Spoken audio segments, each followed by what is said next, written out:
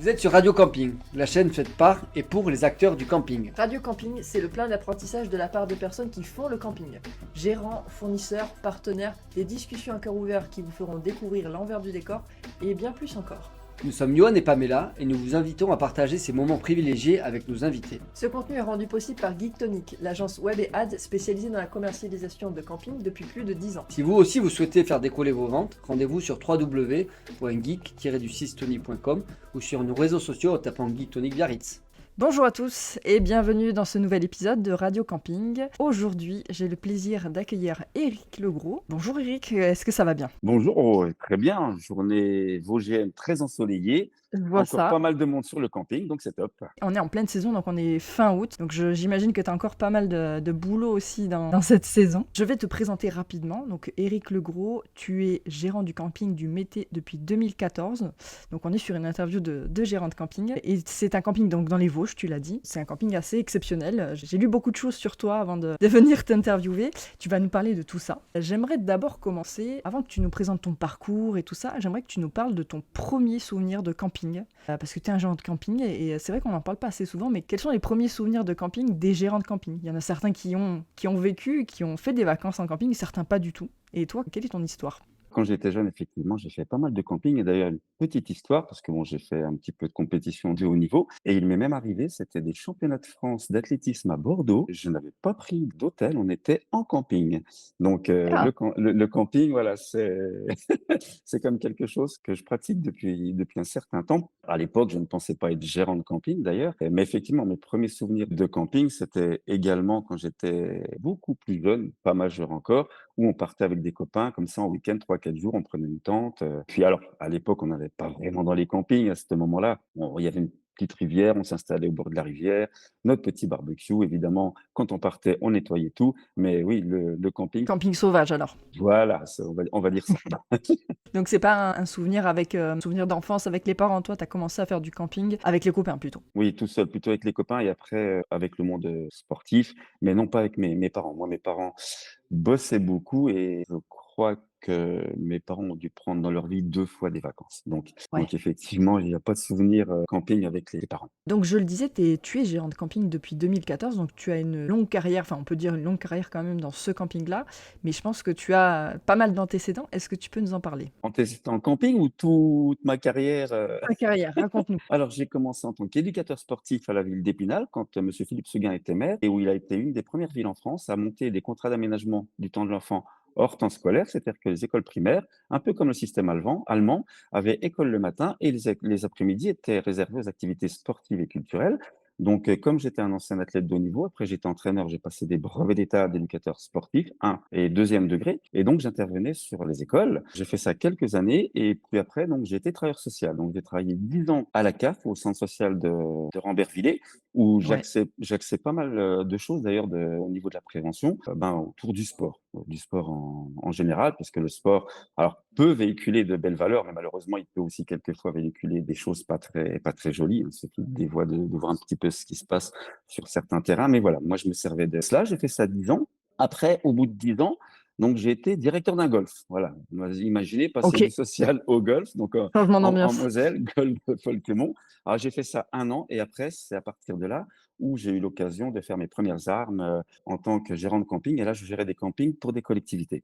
Donc, Ok. c'était le site touristique de la Muche à Morange. Ça a été ma première expérience professionnelle en tant que gérant salarié d'une collectivité. Et ensuite, du coup, tu as enchaîné sur le métier directement? Voilà, non, après, j'ai, comment dirais-je, été directeur pareil du camping du Pays des Lacs à Pierre-Percé. Pareil, là, c'était un syndicat mixte, 4 ans. Et après, effectivement, donc en 2014, ouverture de ce camping. C'est un camping qui avait 30 ans, mais qui était géré par une régie, donc par une collectivité, mais qui était Mhm. resté dans son jus de 30 ans. Donc voilà, 2 ans de travaux, de réflexion et ouverture officielle en 2014. Donc on a fêté nos 10 ans cette année. Du coup, quand tu parles de régie par une collectivité, c'est-à-dire par la mairie, c'est voilà. Oui, c'est ça, donc j'étais régisseur du site, donc directeur salarié de la collectivité. Voilà, c'est comme ça que j'ai commencé mes premières armes dans le camping. Il y a une grosse différence par rapport à la gestion de camping actuelle? que tu fais? Une gestion d'un camping en régie directe, tout doit passer par la collectivité, tout doit être voté par le conseil communautaire, alors que ce soit Ah oui. conseil municipal ou voilà, le moindre tarif doit être voté. Donc, il y a une liberté de gestion qui est plutôt très compliquée quand même. Puis il y a J'imagine. ce qu'on appelle des régies de recettes, des régies d'avance. Donc, c'est-à-dire que la personne qui encaisse l'argent, c'est pas la personne qui peut dépenser.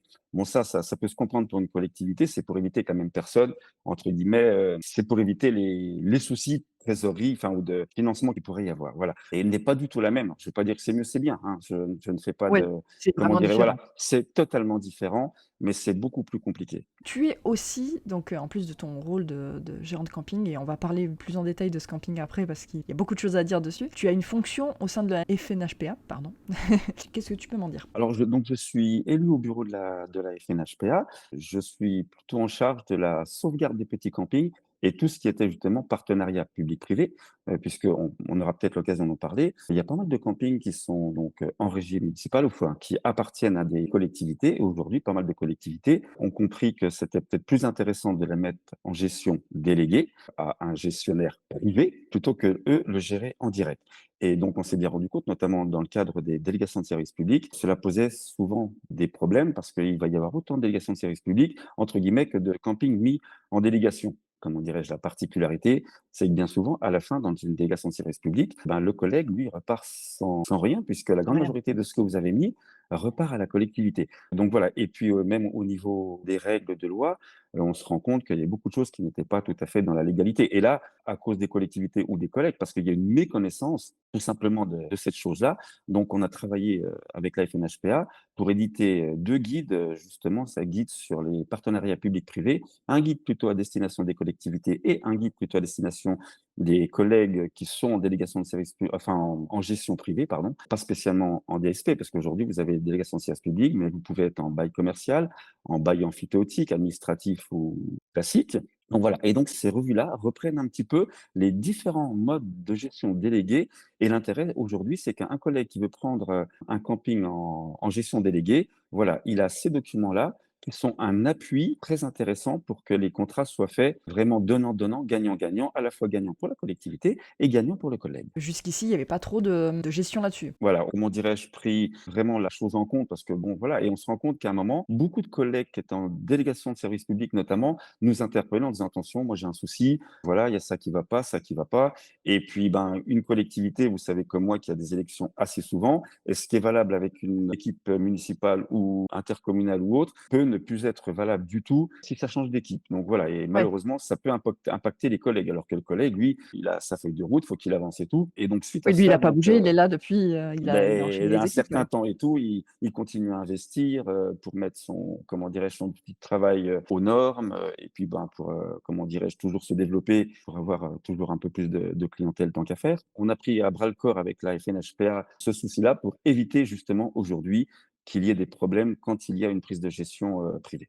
Et donc ton rôle exact, c'est que tu mènes ce groupe, en fait, pour défendre ses droits, mettre en place ses guides? Voilà, c'est ça. Donc, je suis, entre guillemets, président de ce groupe de travail. Donc, ce groupe de travail-là, et on en parlera après, la défense des petits campings. Alors, attention, on dit président, voilà, c'est un beau titre, mais heureusement, autour de moi, j'ai d'autres bénévoles de fédération et aussi les, comment dirais-je, les permanents et de la FNHPA et des fédérations régionales départementales qui nous aident beaucoup dans ces dossiers-là, hein. Je ne suis pas du tout seul, et Oui, heureusement. tu une belle Donc, équipe autour de là-dessus, toi.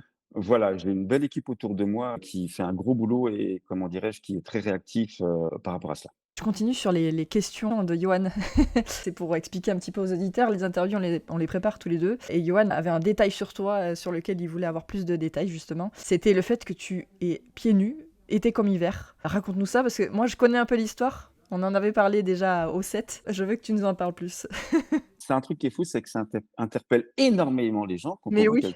quelqu'un qui vit pieds nus. Alors que, mon Dieu, à la naissance, il me semble qu'on est pieds nus, enfin, je crois, hein. Pas mal de gens qui viennent m'interroger en me disant: «Mais tu revendiques quoi?» Je ne revendique absolument rien. Je revendique uniquement le bien-être de mes pieds, de mon corps et de mon esprit. C'est tout. Je suis quelqu'un qui, voilà, je ne veux pas, surtout pas être un exemple par rapport à ça. J'en fais pas non plus la promotion, c'est pour moi. Je me sens bien pieds nus, je n'ai pas mes pieds qui sont complètement encerclés dans des chaussures. Et puis, honnêtement, là, quand il fait beau comme ça, le matin, vous vous levez, marcher dans la rosée et tout. Enfin voilà. Voilà, je suis quelqu'un qui est assez ancré, donc j'aime bien sentir. Et puis, bon, l'intérêt aussi, c'est que vos pieds sont beaucoup plus actifs quand il n'y a pas de chaussures. Mais voilà, c'est uniquement une philosophie de vie pour moi, mais j'en attends rien. C'est uniquement pour moi, point. C'est tout. Bah, je trouve que c'est une belle intro sur, bah, justement sur ton camping, sur la façon dont tu le gères et toutes les choses que tu mets en place dessus. Je trouve que on rentre dans le sujet. Le fait que tu aies ce choix et ce style de vie, en fait, hein. Disons-le, de toute façon, en vacances, on est tous comme toi. C'est juste que toi, tu continues, en fait, et t'as bien raison, en fait, hein. Parlons du métier, parlons de ton camping. Donc, on a introduit, tu as une philosophie de vie déjà particulière sur ton mode de déplacement. Quelles sont les spécificités du métier? Spécificité, c'est que ici sur le Métairie, voilà un petit peu le slogan, c'est le camping du Métairie, terre d'expérience. C'est-à-dire que sur le Métairie, on essaie de mettre en place plein de petites choses qui vont dans le sens du développement durable, de l'écologie. Mais par contre, on n'en fait à aucun moment l'apologie et il n'y a pas d'obligation. C'est-à-dire qu'on essaie de montrer aux gens qui viennent d'autres solutions, comment dirais-je, pour vivre bien, en respectant la nature. Mais mon Dieu, quelqu'un qui vient ici, qui me dit: «Écoute Eric, moi ton truc là, ton tri sélectif, tout ce que tu fais, moi ça ne m'intéresse pas, je viens parce que c'est le calme et la tranquillité», je respecte ça aussi. Les petites choses qu'on met en place, par exemple, depuis 10 ans, j'ai un jardin partagé en permaculture. On cultive nos légumes, puis en ce moment-là, alors avec toute la pluie qu'on a eue en début de saison, le soleil maintenant, alors j'ai Ah, toi un aussi. jardin. Ah ouais, ouais, ouais, ah oui, oui, bah, je crois que ça a été un peu national cette année, la pluie jusque Ouais. mi-juillet, et donc j'ai un jardin qui est luxuriant avec plein de légumes et on explique un petit peu aux gens ce que c'est que la permaculture pour ceux qui sont intéressés. Et puis tous les matins, donc on cueille les légumes. Il y a une petite brouette à l'accueil du camping. Les gens se servent, il n'y a pas de prix, c'est au chapeau. C'est eux qui décident du prix. Et c'est pareil, j'ai un poulailler, donc le matin on va ramasser les œufs. C'est à l'accueil, c'est au chapeau. J'ai aussi cette chance d'avoir un super camping qui est en zone forêt, en pleine nature, et à 4 kilomètres, un village de 4000 habitants avec absolument tous les services et plein de producteurs Oui. locaux. Donc l'intérêt, c'est qu'on met aussi à disposition des vélos de nos clients parce qu'il y a des clients qui arrivent, voilà, c'est donc peut-être un camping sans voiture, donc il y a un parking privé qui est réservé aux voitures et il y a des clients qui viennent maintenant, ils prennent le vélo et de la semaine, ils essaient de ne pas utiliser la voiture. En même pas 10 minutes de vélo, vous êtes au centre-ville, vous avez absolument tout. Et pareil, les vélos, c'est au chapeau, il n'y a pas de prix. Et ça, je trouve c'est intéressant parce que s'il y a un souci sur les vélos ou quoi que ce soit, vu que c'est au chapeau, bah, pour le coup, ils sont un petit peu plus responsables et ils vont peut-être moins s'embêter si ça se passe mal ou s'ils sont pas contents du service, quoi. Tout à fait. Donc, on est sur un autre état d'esprit, comme il n'y a effectivement pas de prix. Des vélos, des fois, bon, bien évidemment, on a 20 vélos, il y a des petits soucis de temps en temps. Ils vont pas venir nous embêter, ils vont pas râler. Et d'ailleurs, bien souvent, c'est que, ah, vous inquiétez pas, donnez-nous les clés, ils commencent à les réparer, ils refont et tout. Donc, nous, on refait derrière. Mais voilà, on est vraiment sur un échange et un partage. C'est un petit peu la philosophie du site. D'ailleurs, j'ai des espaces partagés avec des gros barbecues partagés. On a un four à Ah, pizza, pareil, partagé qu'on met aux clients. le On a un four à gros pizza braseur. partagé. Oui, oui, four à pizza partagé, donc de temps en temps. Donc, alors bon, un four à pizza, il faut quand même 1 heure pour que ça chauffe, que Ouais. quelqu'un le met, puis après, il y a d'autres qui arrivent, ah ben, je peux m'en servir et tout.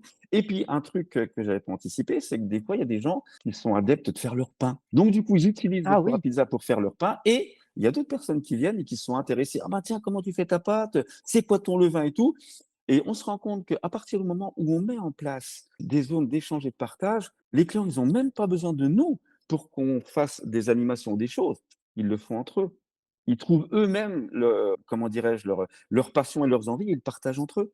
ça se fait tout seul, ouais. Donc ça se fait tout seul et ça, c'est génial. Et donc pareil, j'ai une piscine naturelle filtrée par plante, pas de produits chimiques, un sauna traditionnel au bois, c'est-à-dire que quand les clients prennent un sauna ici, comme je leur dis, vous savez ici au Métairie, hein, le sauna, ça se mérite. Je leur présente la brouette avec le petit bois, le gros bois, l'allume-feu et je leur dis: «Voilà, quand vous êtes prêts, vous prenez la petite brouette, vous allez allumer votre sauna, ça dure à peu près 20 minutes de chauffe, mais en attendant, on est dans l'expérience client». C'est-à-dire que le client, au lieu d'arriver, le sauna il est chaud, il se met dedans et puis voilà, là, Ouais. déjà, il prépare son sauna. Donc même lui là-haut, il est dans la préparation. Il dit: «Ouais, je vais allumer le feu» et on se rend compte aussi qu'il y a des gens qui n'ont jamais allumé un feu. Jamais, moi perso, Eh jamais vu. oui! Donc du coup, on leur explique comment on allume un feu, voilà comment ça fonctionne et tout. Donc on est aussi sur cette expérience-là, comment dirais-je? Et c'est assez sympa. Et puis pareil, Et chez nous, il y a pas de temps. Une fois qu'ils ont pris le sauna, bon, ils peuvent rester 1 heure et demie de temps. vu que c'est eux qui ont allumé le feu, pour le coup, ils ont envie de profiter, quoi. C'est ça. Il y a pas de gaspillage là. Et non. Et une particularité aussi, je pense pas qu'il y ait beaucoup d'autres campings non plus qui ont ça, j'ai une Walipini. Alors, qu'est-ce que c'est qu'une walipini? C'est une Oui, serre parle-nous de enterrée. la Walipini. Voilà. Je m'en Donc, souviens très bien aussi du set. donc la walipini, c'est ni plus ni moins qu'une serre enterrée, donc qui est enterrée à 2 mètres de profond, donc avec une verrière orientée sud, qui va amener la lumière et la chaleur. Donc tout simplement, ben moi, je récupère l'énergie de la terre, hein, puisqu'à 2 mètres de profond, vous êtes hors gel, et donc même en hiver dans les Vosges, si j'ai une température de -15 ou -18, je vais avoir une température au niveau du sol qui va être entre 8 et 10 degrés. Alors en plus, donc comme j'ai une toiture dessus Incroyable. transparente, récupération d'eau, donc du coup, j'arrive à avoir des légumes toute l'année sans Ça, c'est utiliser fort. la moindre énergie du tout. Donc j'ai pas de chauffage, j'ai pas de pompe pour l'eau, voilà. Je suis en Quel type autosuffisance. de légumes exactement? Bah, les Est-ce que légumes d'hiver qu'on a comment chez ouais, nous, on va faire de la salade d'hiver, on va faire des radis d'hiver, des choux d'hiver, des choses comme ça. Donc on a les légumes d'été avec notre jardin en permaculture, une petite serre d'été pour les légumes parce que bon des tomates pardon, parce que dans les Vosges, les tomates, entre les ah, différences de température, la nuit et le jour, on a souvent du mildiou. Alors que, bah, dans ma serre, voilà, j'arrive à avoir ces tomates-là. Dans la Haut-Lipini, j'arrive dans les Vosges à avoir des tomates jusqu'au mois de novembre. C'est plutôt sympa et voilà, encore une fois, donc on explique aux clients ce que c'est. Alors après, ils ont envie de s'y intéresser, pas envie. Voilà, c'est terre d'expérience. c'est au choix, On ouais. Terre c'est au d'expérience. choix, exactement. Là, c'est pareil, cette année, la petite innovation, c'est qu'on a fait un méthaniseur. Je pensais que c'était beaucoup plus compliqué que ça de faire un méthaniseur, donc on a un méthaniseur, c'est pareil, donc on explique aux gens que si vous avez un petit bout de jardin, avec de l'herbe à tondre et tout, vous pouvez vous-même faire un petit méthaniseur, C'est quoi pour un gonfler méthaniseur? ben, tout simplement, c'est un système qui vous permet de produire votre propre gaz, qui est du méthane et moi, D'accord. l'intérêt ici, c'est que dans mes locatifs, tout ce qui est cuisson, c'est au gaz. Donc du coup, ben, l'idée, c'est de remplir nos propres bouteilles de gaz avec notre méthane. OK. Voilà, donc c'est un petit système tout simple qu'on a mis en place. Puis encore une fois, voilà, terre d'expérience, donc vous venez, on vous explique comment ça fonctionne. Il y en a qui sont intéressés, d'autres moins intéressés, mais voilà, c'est pour montrer simplement qu'aujourd'hui, il existe des choses pour, on va dire, respecter notre planète et pour autant, pour ne pas vivre moins bien. Hein, parce qu'il y a toujours ce débat en disant, comment dirais-je, il faut alors moins consommer, oui, consommer mieux, oui, évidemment. Mais l'idée quand même, c'est que moi, j'ai envie que mes enfants vivent, pardon, aussi bien, voire mieux que nous, en respectant notre planète, parce qu'on l'a quand même pas mal abîmée, hein. Oui, Alors, faut on a pas être peu pessimiste. abusé, hein. Moi, je suis quelqu'un de très optimiste. Moi, je pense que voilà, notre planète sera sauvée, et j'espère par l'homme en général. Mais il faut y faire attention, il faut prêter attention. Et si on prête attention à notre planète, on prête attention à nos enfants et à nos générations futures, tout simplement. Dans l'idée, voilà, c'est de montrer qu'aujourd'hui, des petites choses à faire, à mettre en place, comme sur les consommations d'eau, tout simplement, un Français consomme à peu près en moyenne 140 à 150 litres d'eau par jour. Nous, ici, sur le camping du Métais, on calcule régulièrement notre consommation d'eau par rapport au nombre de nuitées. On est à 65 litres d'eau jour avec ma piscine naturelle comprise. Mais tout OK. simplement, c'est pareil. C'est terre d'expérience. C'est-à-dire que moi, dans mes sanitaires, dans mes douches, vous avez un petit écriteau français, anglais et allemand et hollandais où c'est noté que, voilà, j'ai un Presto. Ici, ma consommation moyenne par robinet, c'est 6 litres minute. Mais Presto, c'est 30 secondes. Donc, quand on appuie sur le Presto, on a 3 litres. C'est la seule information qu'on leur donne. 3 litres, 6 litres, 9 litres. Mais ils savent combien ils consomment. Et j'ai pas de compteur d'eau, de machin. Voilà, c'est une moyenne. Et donc après, on se rend compte que, par contre, quelqu'un qui va être sous la douche pendant un quart d'heure, je vais pas le virer. C'est son choix. Mais on se rend Oui. compte que quand on donne simplement la bonne information aux gens, eh bien, ils le font. Donc, alors, effectivement, j'ai des mousseurs, des réducteurs de pression, des choses comme ça.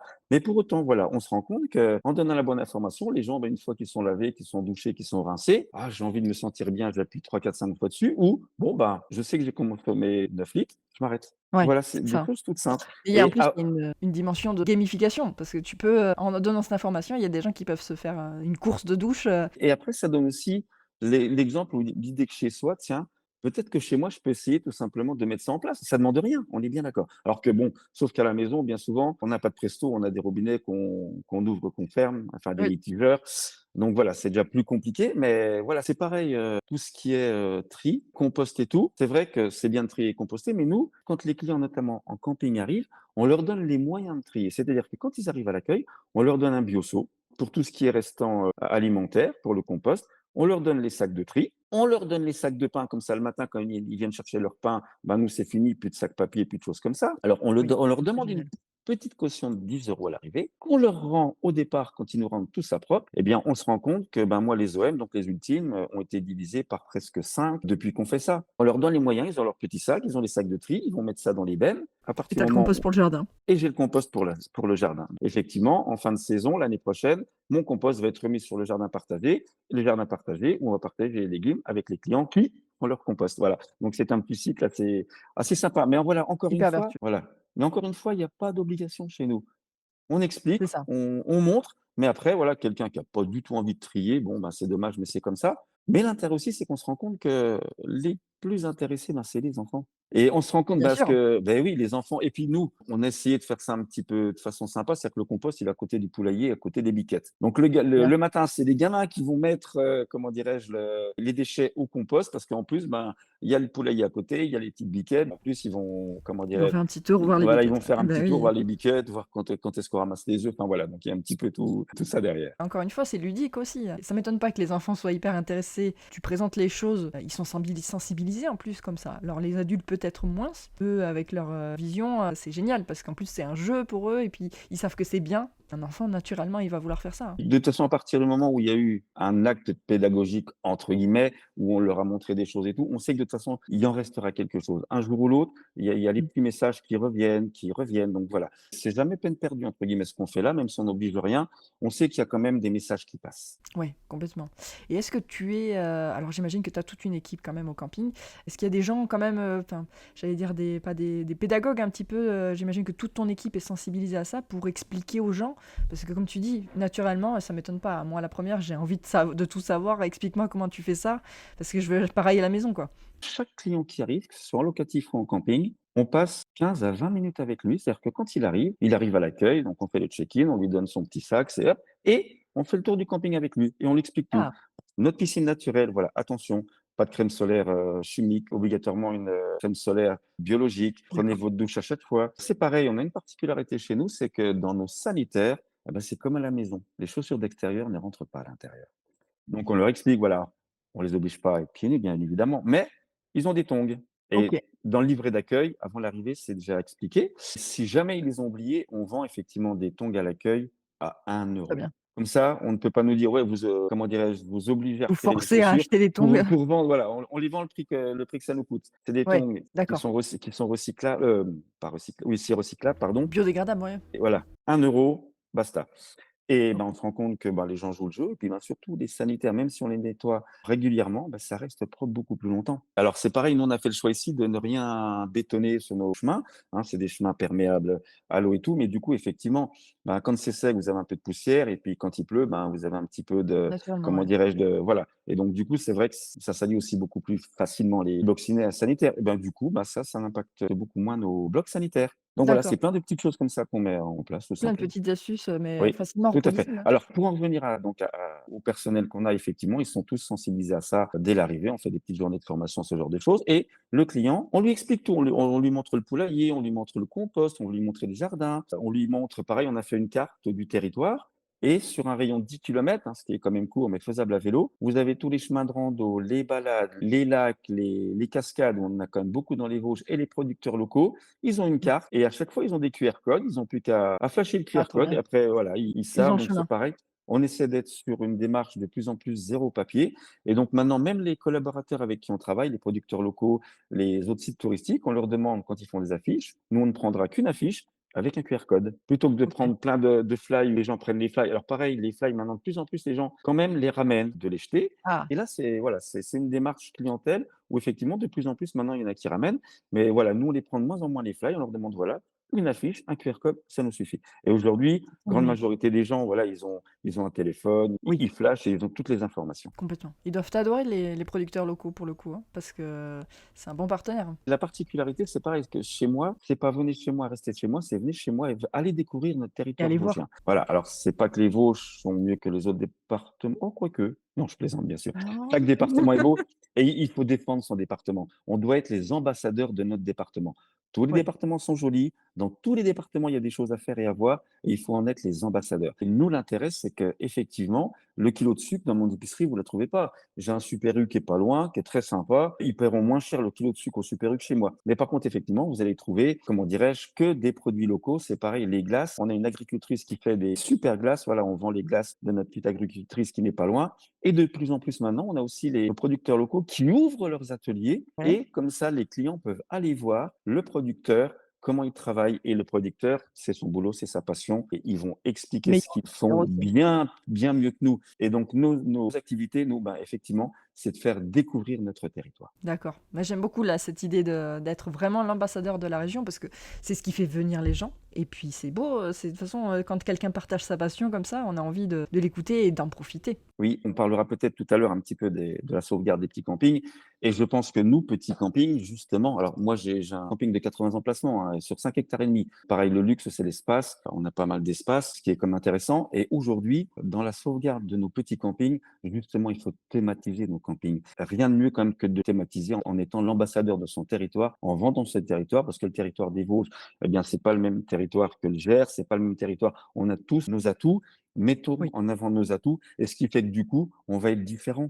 Et moi, je crois qu'il profondément, il faut cultiver nos différences. Ce qui nous ressemble, c'est accueillir nos clients, les accueillir de la meilleure façon possible, en accueillir tant qu'à faire le plus possible et dans de bonnes conditions. Et si on veut faire ça, je pense que justement, c'est parce qu'on est différent qu'une année, ils vont venir dans les Vosges, une autre année, ils vont aller dans le Jura, ils vont aller dans toutes les régions, parce qu'il y a des choses à voir et des belles choses partout. Mais justement, il faut cultiver cette différence. Et après, il va y avoir des fidèles qui vont adorer les régions, vont revenir chaque année et profiter en plus du territoire dans le camping d'un des meilleurs ambassadeurs, quoi. Exactement. Et l'idée après, c'est que vos clients deviennent vos ambassadeurs. C'est ça, Vous êtes l'ambassadeur de votre territoire et les clients deviennent vos ambassadeurs. Et tout à là, fait. la boucle est bouclée et on a déjà gagné pas mal de choses. Mais encore une fois, un cercle vertueux. Oui. De toute façon, les clients qui sont pas adeptes de ça, qui vont vous préférer des vacances plus parquées, et cetera, il y a des établissements pour eux. Donc en fait, c'est ça, il faut pas essayer de leur ressembler, quoi. Ah, surtout pas. Et l'intérêt justement, et c'est l'intérêt de nos campings, que ce soit des petits ou des gros, on est des partenaires. Je n'ai pas de toboggan, pas de choses comme ça. Et j'entends à ce qu'il y ait des clients qui ont envie d'aller dans des campings où vous allez avoir pour plus les adolescents des soirées disco, des soirées d'animation, des spectacles, des toboggans. Et tant mieux. Et heureusement que ça existe, puisque l'intérêt, c'est qu'on va pouvoir accueillir tout client dans nos campings avec des envies différentes. Aujourd'hui, si on prend tous les campings en France, je pense que quelle que soit votre demande de vacances, votre envie de vacances en tant que client, vous trouvez votre bonheur. Et c'est l'intérêt. C'est pour ça qu'il ne faut pas chercher à ressembler aux autres, à mon avis.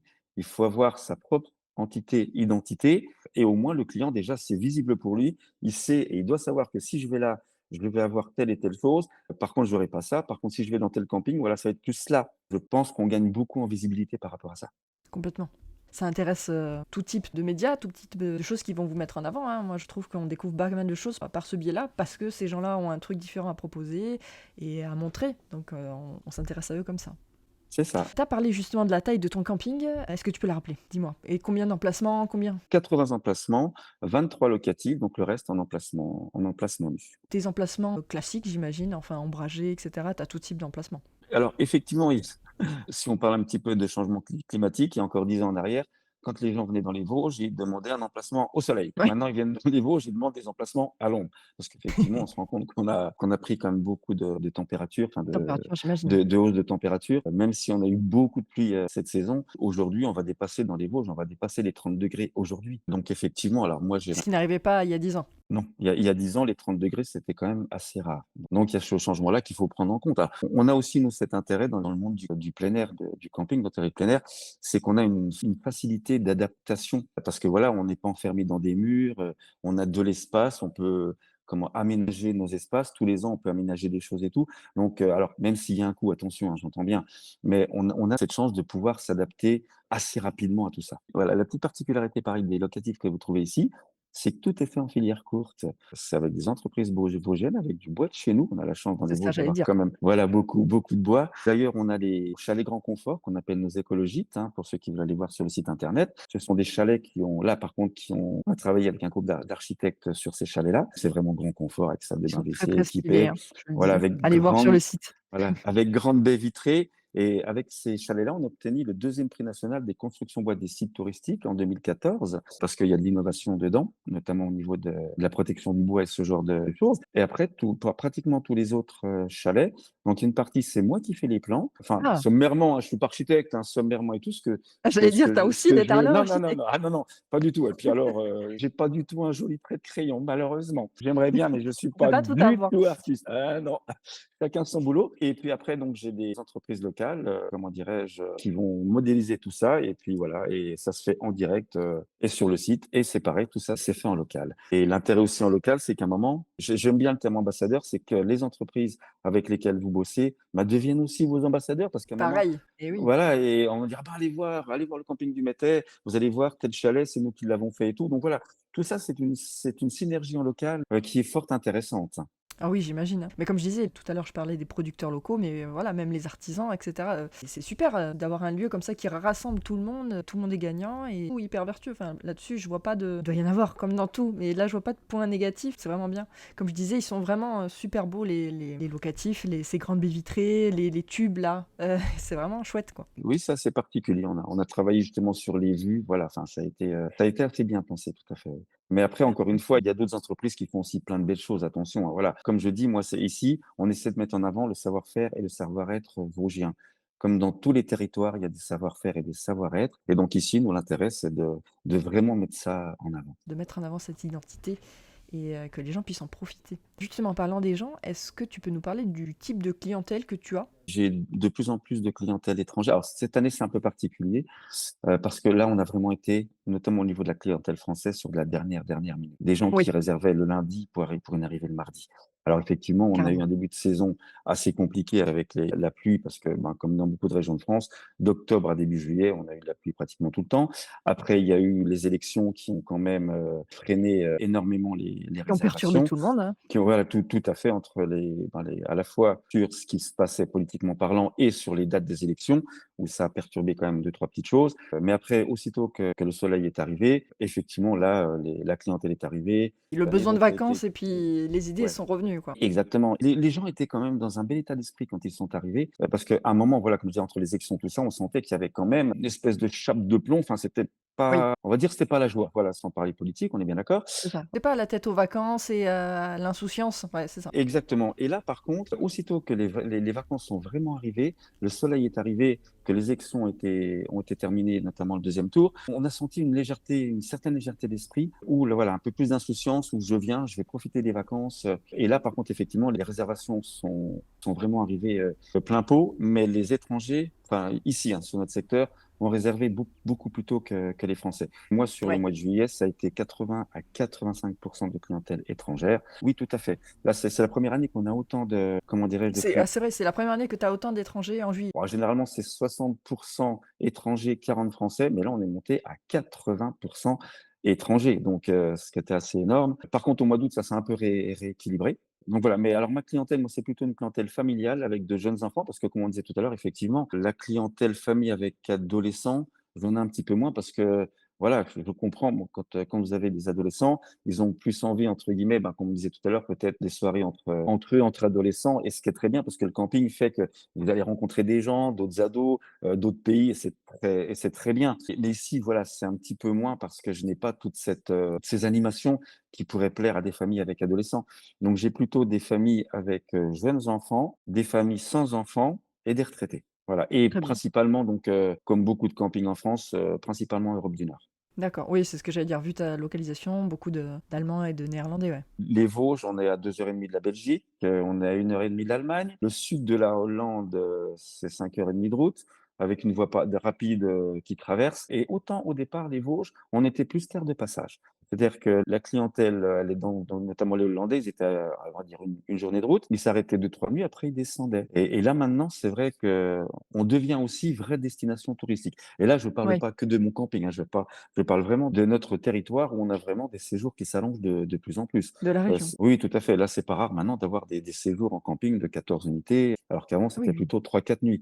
Donc, oui, tout d'accord. à Avant, fait. c'était plus lieu de passage et puis maintenant, c'est devenu vraiment, Ouais, c'est le devenu une lieu d'arrivée, destination. quoi. Tout à fait. C'est vraiment un lieu de destination. Alors, effectivement, on se rend compte quand même que bah, le temps impacte quand même énormément. Quand vous avez pratiquement de la pluie non-stop qu'au début juillet, alors les étrangers arrivaient, ils restaient 3-4 nuits, puis ils vous disaient, ben nous on descend, c'était l'Italie ou l'Espagne, hein, parce qu'ils regardaient, et malheureusement, pratiquement partout en France, on avait cette pluie, donc ils descendaient encore plus bas. Donc il y a quand même D'accord, une incidence quand même au niveau de la pluie, pardon. Parce que ouais. même sur les Vosges, on n'a pas soleil, on sait que dans les Vosges, il ne fait pas soleil tout le temps. Si c'est vert, c'est parce que aussi on a la chance, nous, encore, d'avoir de la pluie, alors qu'on a des collègues ou certains campings, ben voilà, il commence à y avoir des restrictions d'eau et autres et c'est pas marrant pour eux. Donc, Ouais, c'est ça. on a encore cette chance, donc c'est plutôt intéressant, voilà.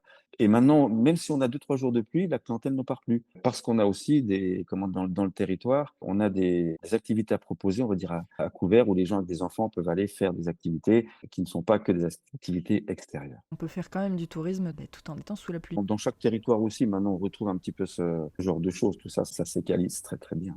Comment tu as géré du coup cette arrivée tardive, enfin, est-ce que tu as mis des choses en place en particulier au niveau des peut-être des tarifs? Non, là-dessus, moi, les tarifs, sont les mêmes. J'ai une période de basse saison, moyenne et haute saison. Mais après, c'est pas parce que d'un seul coup, comment dirais-je? Alors après, c'est ma philosophie, attention, hein. C'est Tout pas à parce fait. que d'un seul coup, il y a plein d'arrivées que je vais augmenter mes tarifs ou quoi. Non, non, là-dessus, on reste, comment dirais-je? Enfin, nous, ici, on reste sur les tarifs, annoncés dès le départ, hein, comme beaucoup de Très mes bien. collègues de toute façon. Et à un moment, oui, on a été complet, de mi-juillet jusqu'à encore la semaine dernière, on était complet. Là, Complet. voilà. Oui, oui, complet. Et puis voilà, pas mal de mes collègues sur le territoire, est étaient aussi complets sur cette période. Donc ce qui fait qu'on a quand même rattrapé déjà une bonne partie, de ce qu'on avait perdu début juillet, enfin même, toute la saison avril, mai, juin et début juillet. Là, comment dirais-je? On a rattrapé une grande partie de notre retard. Alors après, il va falloir voir maintenant sur septembre, mais là, pour l'instant, ça semble bien parti puisque Oui. dernière semaine d'août, on a encore grand soleil, on a encore pas mal de monde. Moi, les locatifs sont encore complets là, jusqu'à même fin août, c'est très bientôt. Alors qu'habituellement, dernière semaine d'août, bon, il y a la rentrée scolaire qui se profile. Les Allemands et les Hollandais, la rentrée scolaire, c'est déjà fait. On a encore Ah, les c'est vrai? Landes, je pense. Oui, oui, pas pour une partie des Landes en Allemagne, la rentrée a déjà été faite. Comment dirais-je? Par contre, nos amis belges, eux, c'est comme nous, Oui. c'est début septembre comme nous.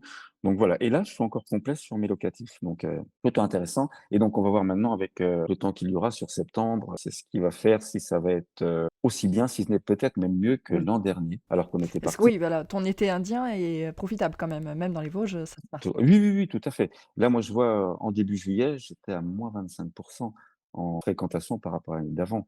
Et là, je ne suis plus qu'à -2. Donc Donc voilà. on a Donc rattrapé. après, c'est comme tout, le bilan, on le fait en septembre à la fermeture. Mais c'est C'est vrai, ça, quand exactement. vous êtes à -25, vous dormez pas trop bien quand même. Enfin, voilà, Ouais, j'imagine, voilà, j'imagine. même si on se dit: «La saison n'est pas finie», là, mais voilà, Tout peut c'est quand arriver, même mais un j'ai petit l'impression peu que c'est de le plus en plus la tendance parce que comme tu disais, on a eu des Français en extrême, dernière minute, quoi. ouais, ouais, ça a été vraiment, et puis voilà, effectivement, ils regardaient, la météo, elle est bonne, hop, je pose une réservation. Ça a Voyons, été est-ce qu'il y a et mais des places de libre? mmh, c'est ça, tout à fait. Et au niveau de tes séjours, est-ce que tu as ouvert à la réservation à très peu de nuits, des petits courts séjours, des choses comme ça? C'est quoi ta politique? Moi, la politique ici, alors bon, les locatifs, c'est minimum 7 nuits. Hormis, on a des insolites une nuit et on a aussi des emplacements de passage. C'est-à-dire que moi, je suis labellisé Accueil Vélo. On a fait l'an dernier des locatifs spécifiques de personnes qui sont un petit peu sur 2 étages, donc tout en bois. La partie basse, donc vous avez votre gazinière, 4 feux gaz, frigidaire, verre, couvert assiette, absolument tout. À l'étage, vous avez 2 lits, 2 lits qui peuvent être séparés ou que vous pouvez, rapprocher si vous êtes un couple. Et là, c'est à la nuitée. Ça peut être le OK. randonneur qui passe en vélo et il pleut. Monter sa tente, c'est compliqué. Voilà, donc on a nos hébergements insolites une nuit. On a aussi des bulles transparentes où là, c'est plutôt cocooning, le petit couple d'amoureux qui fête leur anniversaire de mariage ou c'est la demande de mariage. C'est grand confort où là, c'est 7 nuits minimum.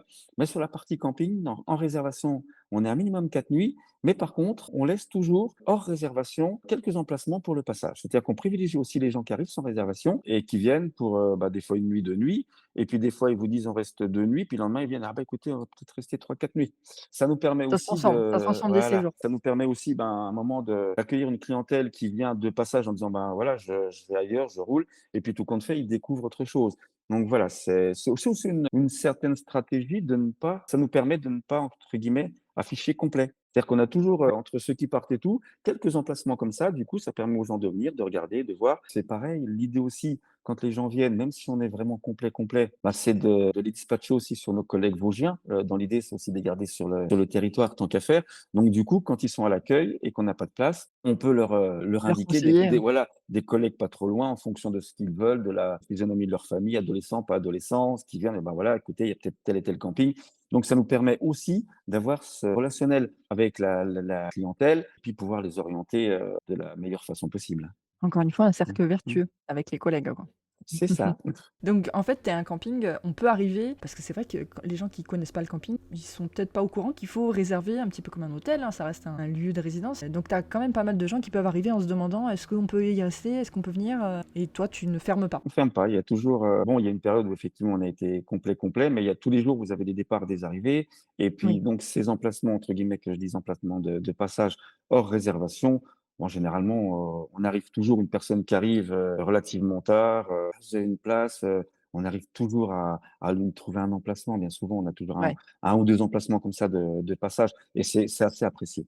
Toujours une solution. Est-ce que tu peux me parler un petit peu de ton équipe? Vous êtes combien? Est-ce que c'est des salariés? Comment tu travailles? En très haute saison, c'est juillet-août, avec moi, on est 9, donc 9 salariés temps complet. OK. J'ai 3 saisonniers de mars à octobre et j'ai un permanent à l'année. Un permanent à l'année qui s'occupe avec toi, j'imagine, de toutes les infrastructures, le jardin? Alors, c'est une personne qui, au départ, était lagueur grimpeur parce que quand vous êtes en zone forêt, avec plein d'arbres, comment dirais-je, la gestion de cette forêt est quand même, Il y a du boulot, ouais. n'est pas neutre et il y a beaucoup de boulot. Comme bien souvent les gens vous disent: «Ah, vous avez de la chance, vous travaillez 6 mois dans l'année». C'est ça.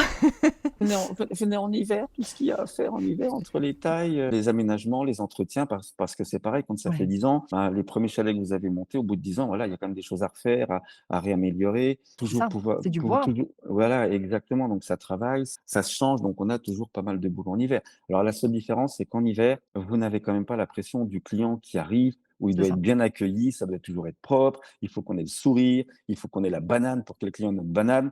En hiver, à un moment, si on n'est pas obligé de sourire à nos arbres, hein. Alors même si, heu, l'idée, c'est quand même d'être, le plus heureux possible tout le temps, hein, c'est quand même Oui, un petit peu le but de la mais vie, si on a hein, envie de faire c'est l'ours sur les branches, voilà, on peut, quoi. de se faire plaisir, c'est pareil à un moment, vous savez qu'il y a pas de client qui va arriver donc il y a plus cette parce que voilà, mine de rien quand même, quand vous avez et ça tous les collègues, la grande majorité des collègues l'ont, c'est quand le client arrive, il faut qu'on l'accueille de façon professionnelle, de la meilleure façon possible et tout et ben, même si on a la banane et tout, c'est enfin voilà, c'est quand même une petite pression où il faut que tout se passe bien quoi donc Et voilà, ouais, c'est comme ça et c'est heureusement autre d'ailleurs. chose, hein. Mmh.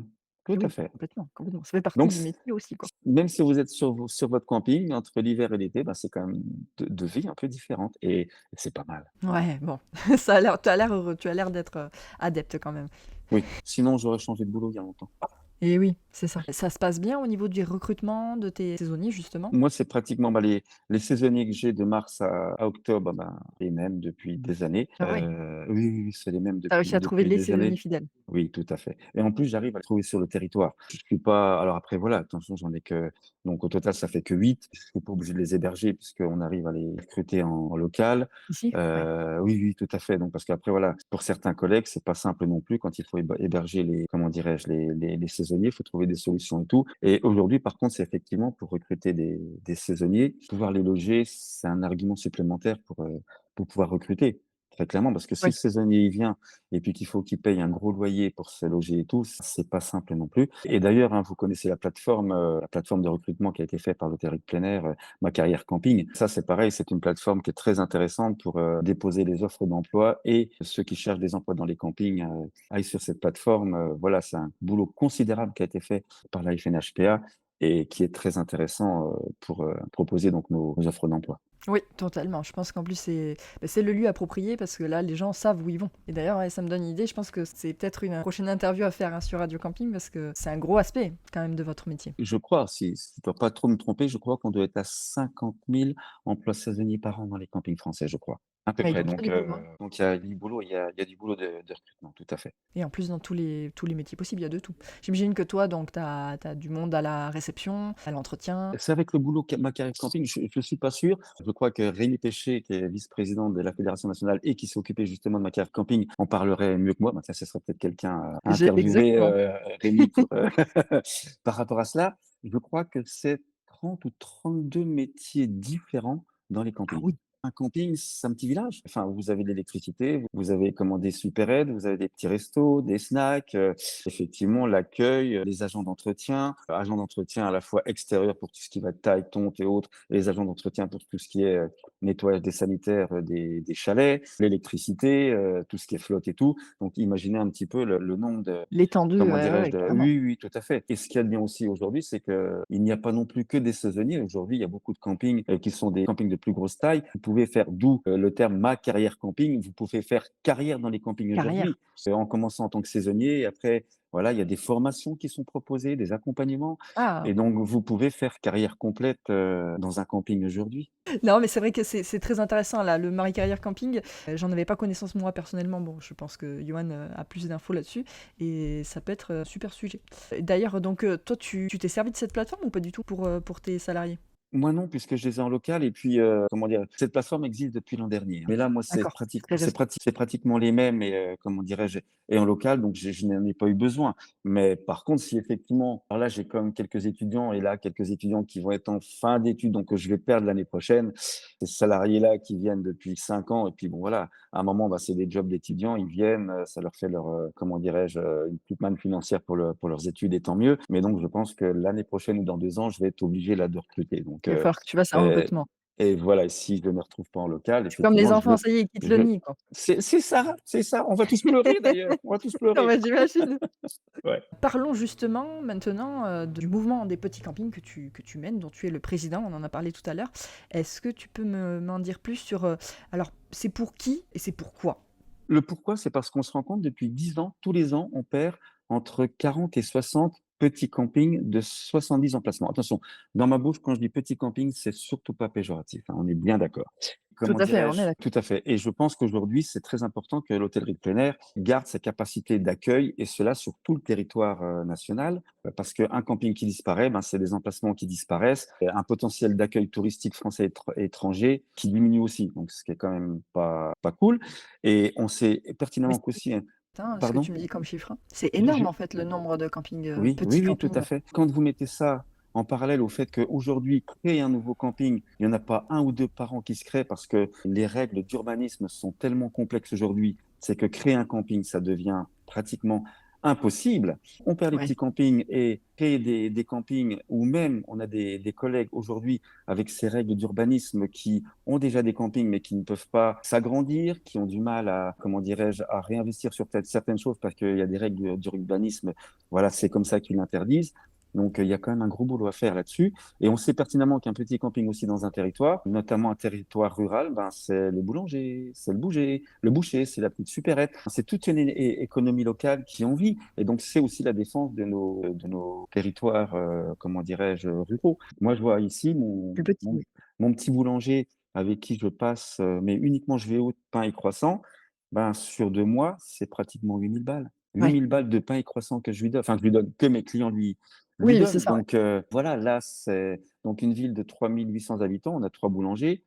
S'il n'y avait pas cet apport touristique, je suis pas sûr que les 3 puissent vraiment en vivre bien. Tout à Donc fait. voilà, il y a aussi tout ça qui est important. Avec la FNHPA, ça fait bien 3 ans maintenant, voilà, qu'on a constaté cela, enfin, qu'on l'avait constaté, mais à un moment, on s'est dit: «Comment on peut essayer d'enrayer la chose?» Et donc voilà, on s'est rendu compte que la grande majorité des gens qui reprennent des petits campings aujourd'hui, ce sont bien souvent des gens qui sont en reconversion professionnelle, qui ont déjà eu une vie avant, qui ont envie de changer de vie et qui décident de reprendre un camping. Alors, ils connaissent pas spécialement le monde de l'hôtellerie de plein air, connaissent pas les règles, tout ce genre de choses. Donc, l'idée, déjà, c'était de pouvoir les accompagner. On a Dans réussi ce donc monde. avec, voilà, dans ce monde-là, dans ce monde professionnel, on a travaillé donc de concert avec la Banque des Territoires. Donc, la Banque des Territoires qui a quand même mis 1 million d'euros sur la table. Mais là, c'est pour de l'ingénierie.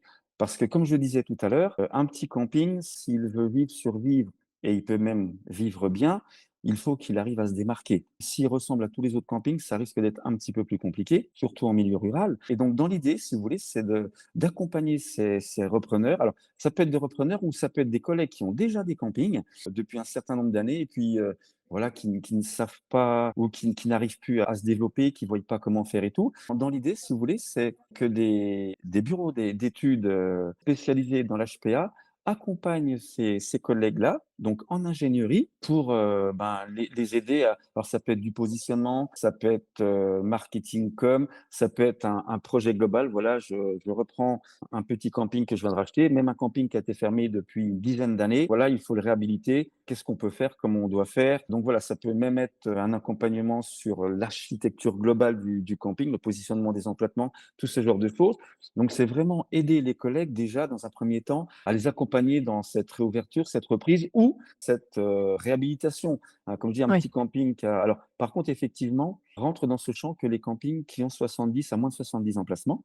Alors ça peut être une reprise, ça peut être des campings déjà existants, comment dirais-je, l'activité économique ne démarre pas. Qu'est-ce qu'on pourrait mettre en place pour les faire démarrer? Comment les aider? Et il y a une chose très importante pour moi dans ces accompagnements de petits campings, c'est la personnalité des gérants. C'est-à-dire que Ouais, les bureaux d'études qui vont aider ces repreneurs ou ces gérants qui ont besoin d'un petit coup de pouce, pour moi, c'est vraiment qui tu es en tant que gérant, quelle est ta spécificité, quelle est ta philosophie de vie, qu'est-ce que tu aimes, qu'est-ce que tu aimes pas. Et à côté de ça, maintenant voilà, qu'est-ce qu'on va pouvoir mettre en place pour que, ben, tout simplement, un peu ce que j'ai fait moi ici sur ma philosophie de vie, faire un camping qui va être un peu à ton image, que tu aimes défendre. Et il y a quand même rien de mieux que de défendre ce qu'on aime. Comme je disais, moi, les gens en pleine saison, ben, c'est comme tous les campings, hein, tu es debout à 5h30, tu vas te coucher à 23h. Donc, les gens te disent, oh, on voit partout, tout le temps. Mais ce que les gens ne savent pas, c'est que j'adore mes jardins, j'adore tout ça. Quand à un moment, je suis dans mon jardin, en train de travailler dans mon jardin, ben, je suis plus au boulot. Je suis et dans mon ouais, jardin. Alors, certes, c'est un jardin qu'on va partager, mais c'est ma passion. Donc, en plus, j'arrive à mettre ma passion. Et donc, du coup, ce temps de travail qui est hyper important, j'arrive à me ressourcer sur mon lieu de travail puisque je fais des choses que j'aime. Donc voilà, c'est ça. ça paraît facile sur le papier, attention, mais voilà, Ah, mais on le sait bien que non, ça c'est clair. Trouver c'est pas le... si facile que ça. Mais à un moment, il faut effectivement, je pense qu'il faut thématiser et surtout dans la reprise, enfin dans la défense de ces petits campings, il n'y a pas de recette miracle. Il ne faut pas rêver. Il y aurait des recettes miracles, on ne serait pas là pour Ce ça. serait facile. Voilà, ce Et serait tout ça se facile. saurait. Il n'y a pas non plus de modèle à calquer. Alors, il y a des grands principes dans l'hôtellerie de plein air, entre les emplacements nus, entre les locatifs, entre tout ce genre de choses. À côté de ça, comment on adapte ça à la personnalité du gérant? Parce que la seule différence dans tous les campings de France et de Navarre et du monde, la seule différence, c'est le gestionnaire. On C'est est ça. tous différents. C'est l'âme du camping. C'est Tout à l'âme du fait. camping et dans les petits campings, c'est d'autant plus important. Alors, je suis pas en train de dire Et que toi, tu dans les arrives en gros tant que campings, c'est coach, pas en fait, important. on va dire. Oh, non, non, coach, j'ai pas cette prétention. C'est seulement, voilà, essayer d'orienter tant qu'à faire. Alors, la limite, c'est pareil. Il faut qu'une famille puisse en vivre et en vivre bien. C'est la limite. Parce qu'à un moment, et j'imagine que ça va arriver, des gens qui veulent reprendre des campings, et là, on se rend compte que pour X raisons, le lieu n'est pas adapté, il y a pas de vue, il y a pas, enfin, je ne sais pas, que sais-je. Si on se rend compte qu'à un moment, ben, la famille, elle va galérer pour ben, au moins pouvoir en vivre un petit peu, bah, c'est pas la peine. Alors Ouais, une autre chose aussi sur laquelle on travaille sur la sauvegarde des petits campings, mais qui va essayer aussi, qui va aider aussi les plus gros, c'est qu'on travaille aussi avec la FNHPA, avec différents groupes bancaires, parce qu'aujourd'hui, c'est vrai que ben voilà, vous avez besoin de prêts, et aujourd'hui, les prêts, que ce soit du crédit bail ou autre, généralement sur du locatif, ça va être sur du 8 10 ans. Sauf que maintenant, on a des ok. locatifs qui vont durer 15 20 ans. Donc à un moment, l'idée, c'est aussi de travailler avec les différents groupes bancaires pour dire, ben regardez, au lieu d'être sur 10 ans, puisque regardez, vous avez quand même des locatifs aujourd'hui qui sont beaucoup plus durables, qui durent beaucoup plus longtemps, Tout c'est à de fait. réussir à ce que les agences bancaires, les banques proposent des durées beaucoup plus importantes. Donc Tout effectivement, à fait. j'imagine que là, le taux d'intérêt sera un peu plus élevé, mais par contre, à partir du moment où c'est plus long, donc ça veut dire que vous, tous les mois, vous avez moins d'argent à sortir sur ces remboursements, et dans l'idée, c'est qu'il vous en reste un petit peu plus quand même à la fin de l'année, ben, pour vivre vous et pour pouvoir réinvestir. Parce qu'il ne faut pas oublier quand même qu'en moyenne, les campings français réinvestissent tous les ans entre 20 et 25 de leur chiffre d'affaires. À la fois, c'est pour se maintenir aux normes, hein, parce que les normes changent. Et puis voilà, Elle lui- on a une profession, on a beaucoup de réglementations. Il faut rester dans cette réglementation. Donc, il faut se mettre aux normes. Et puis, si vous voulez progresser, il faut réinvestir dans des nouvelles choses. Alors, des nouvelles choses, c'est pas obligatoirement remettre tout le temps des emplacements. Ça peut être des nouvelles animations. Ça peut être, comment dirais-je, de nouveaux espaces particuliers. Voilà, c'est pas obligé Nouvelles infrastructures. voilà. Mais encore une fois, il faut enlever de la tête que tout le temps, c'est des choses qui vont coûter très très cher. Pour remettre des choses. Il y a des choses, mes chalets qu'on a fait en local, bah, il y en a, ils m'ont coûté 5 000 balles, quoi. cinq Oui, mille balles très rentable. en 1 an et demi, 2 ans, c'est amorti. Donc voilà, il y a des petites solutions à trouver. En plus, c'est fait en local, c'est voilà, bref. Mais encore une fois, on peut pas faire tout ça partout, il y a pas de monde idyllique. Mais voilà, on essaie aussi donc avec les banquiers et c'est en bonne voie parce qu'effectivement, il suffit de regarder la durabilité et même si on prend les mobil-homes aujourd'hui, les mobil-homes ont une durée de vie au-delà de 10 ans. Il y a aussi tout ça que l'on travaille avec la FNHPA pour aider ces campings à pouvoir démarrer, redémarrer, vivre bien et alimenter le territoire. Donc c'est vraiment un shot de départ pour tous ceux qui veulent se lancer dans l'aventure sur une structure Donc tu disais de moins 70 emplacements. Et donc vous bataillez même avec les... Enfin, bataillez. Vous discutez, vous êtes en charge de discuter avec les banques pour déclencher et avoir ce type de décision pour eux, quoi.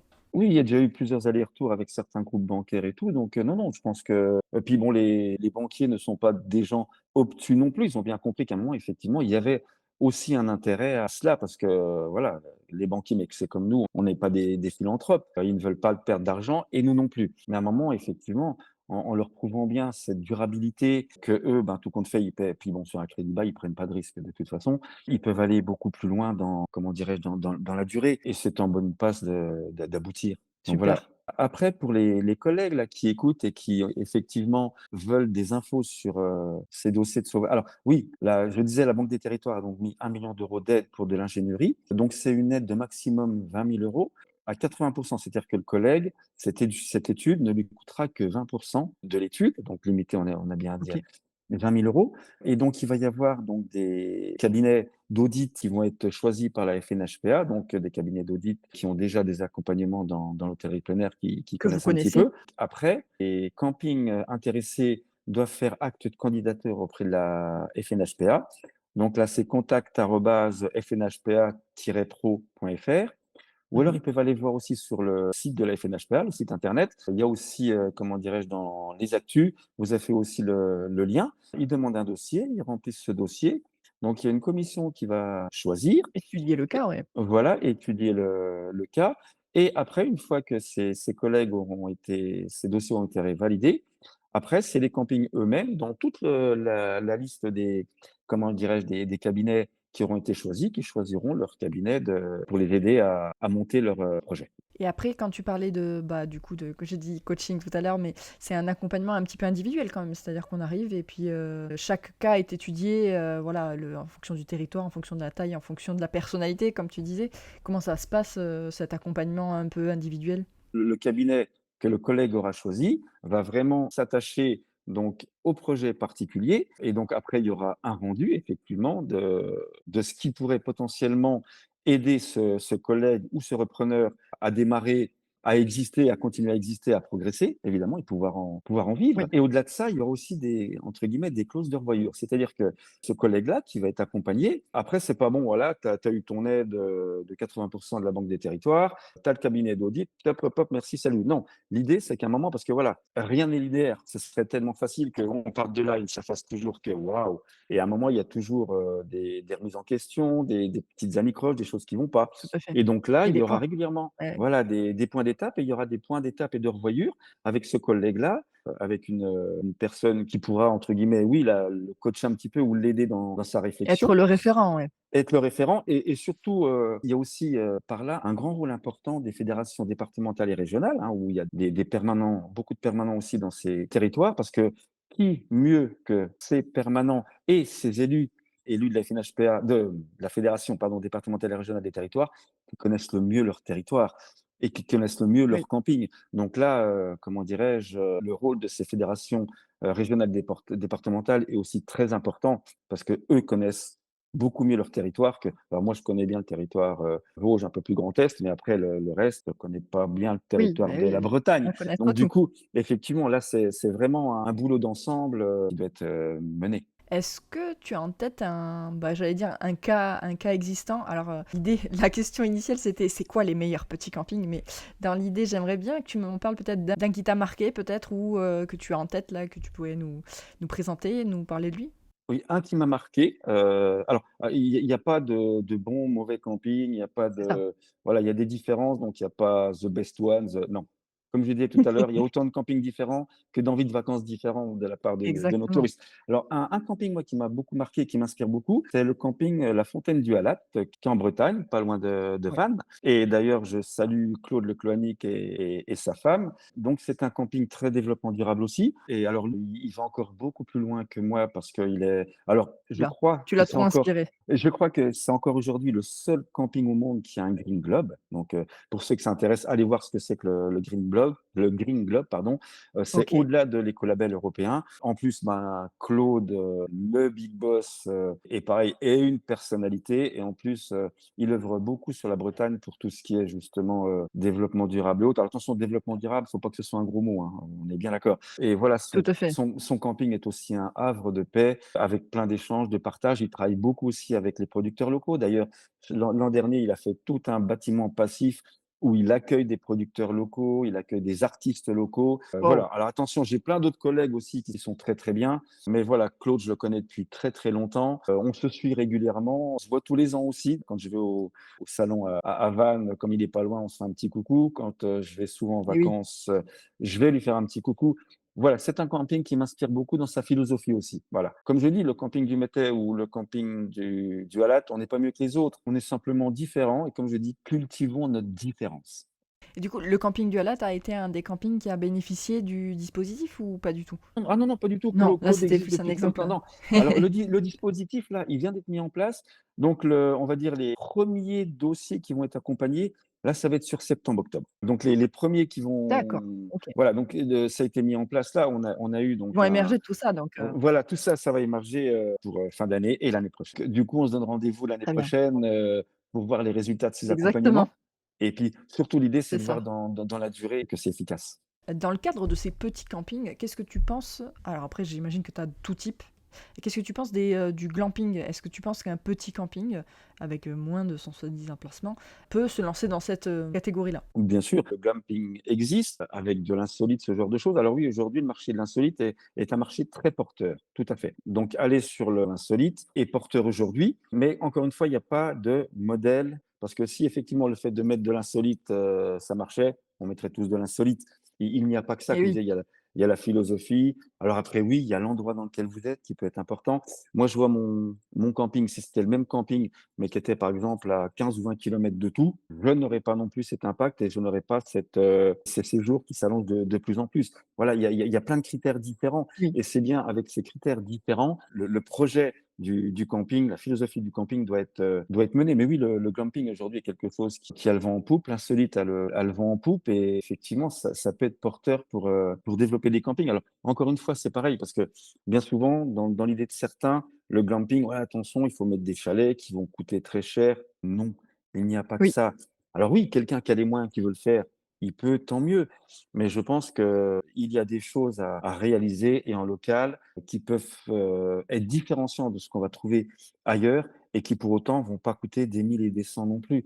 Alors, il faut de l'argent, ne nous le cachons pas. Hein, on ne monte pas un camping, on ne réaménage pas un camping sans argent. Mais pour autant, je pense qu'on n'est pas obligé tout de suite de penser à des grosses, grosses, grosses sommes non plus. Très bien, C'est très bien. c'est possible, ça peut se faire, mais on peut le faire d'autres manières. Beh, pour terminer, sauf si tu as des choses à nous partager en plus sur tout ça, J'ai dit où pas est-ce qu'on mal peut de vous choses. retrouver? Ouais, ouais, c'est ça. Non, mais je tiens à ce que tu Mmh, fasses le tour de la question parce que c'est vraiment mmh. très intéressant et je pense que beaucoup de nos auditeurs seront contents d'apprendre tout ça. Est-ce qu'on peut vous retrouver quelque part? Est-ce que vous avez des réseaux sociaux, un site, quelque chose comme ça? Ah bah, moi, j'ai un site internet, c'est www.campingdumétais.com. Je suis effectivement sur, Facebook, sur Instagram. Après, j'ai aussi, cette enfin, pardon, pas une particularité, c'est n'importe quoi. Je fais tous les salons professionnels, de l'hôtellerie de plein air.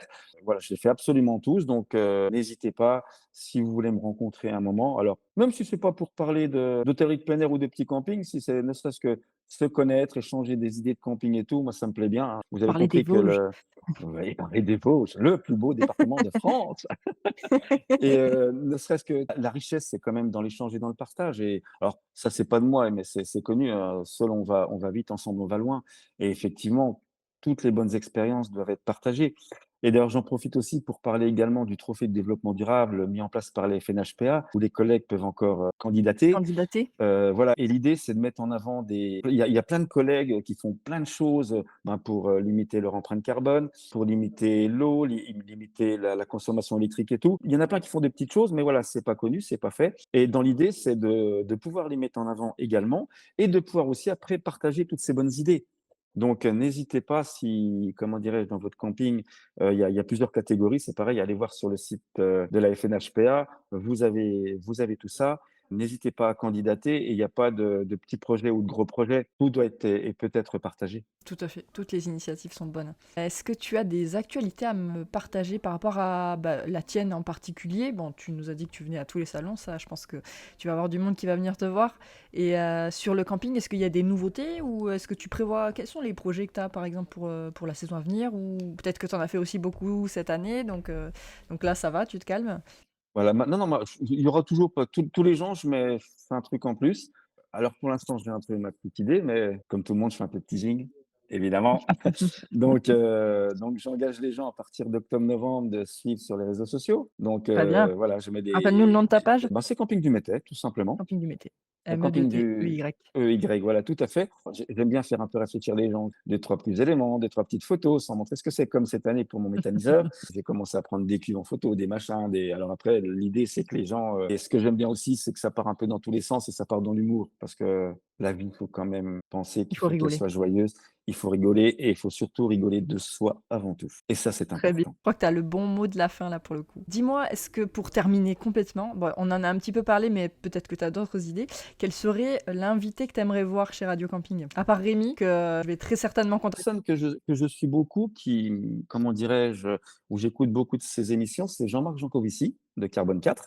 Donc voilà, J'adorerais. voilà, Jean-Marc, si tu nous écoutes. voilà, j'imagine que ça doit pas être très facile à pouvoir le Ça se capter, tente, c'est cool. mais voilà, si jamais ça peut être intéressant et avoir un petit peu son regard justement sur tout ce qui est changement climatique et énergétique et tout, et plus axé, bon, il en parle déjà assez souvent hein, sur le tourisme et autres, mais Oui, peut-être avec un axe hôtellerie de plein air, avec tous ces aménagements de territoire et tout. Je pense que ça pourrait être intéressant. ça peut être intéressant. Bon, bah écoute, je vais lui envoyer l'épisode et puis je vais lui glisser un petit message en disant regarde, on est nombreux, on veut que tu viennes. Super, très bien. Très bien. Merci beaucoup Eric et ben merci, on se retrouve très bientôt au salon qui arrive à grands pas et je te souhaite une très bonne fin de saison surtout. Bon Eh courage. bien, un grand merci pour ce podcast et puis à tout bientôt et merci pour ce que vous faites et une bonne fin de saison à tous les collègues en espérant que tout se passe bien. C'est ça. Bonne saison À à tous. bientôt. À bientôt. Si cet épisode vous a plu, vous pouvez le partager sur vos réseaux sociaux et vous abonner à la chaîne pour être notifié des prochaines vidéos. Un petit commentaire pour la force et rendez-vous autour de la piscine pour un geek tonic.